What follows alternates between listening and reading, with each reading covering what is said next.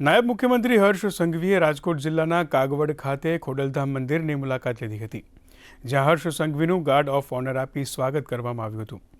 નાયબ મુખ્યમંત્રીએ મા ખોડલના દર્શન કરી કમોસમી વરસાદથી પીડિત ખેડૂતો માટે પ્રાર્થના કરી હતી। ત્યારબાદ હર્ષ સંઘવીએ ખોડલધામના ચેરમેન નરેશ પટેલ અને ટ્રસ્ટી મંડળ સાથે બેઠક યોજી હતી।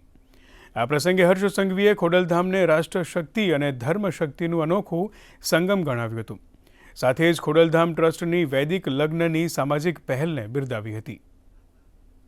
સમગ્ર ખેડૂત ભાઈ બહેનોને જે અચાનક કમોસમી વરસાદના કારણે જે પાકમાં ભારે નુકસાન આવ્યું અને સૌ ખેડૂતોને રાજ્ય સરકાર દ્વારા પેકેજ તો આપ્યું, પરંતુ મા ખોડલ પાસે ચરણોમાં વંદન કરીને પ્રાર્થના કરીને ફરી સૌ ખેડૂતોને હિંમત આપે અને સૌનું ભલું થાય, સૌની મનોકામનાઓ પૂરી થાય, રાજ્યના સૌ યુવાનોનું સપનું પૂરું થાય, રાજ્યના તમામ નાગરિકોના સપના પૂરા થાય, તેની ખાસ માના ચરણોમાં વંદન કરીને પ્રાર્થના કરી છે।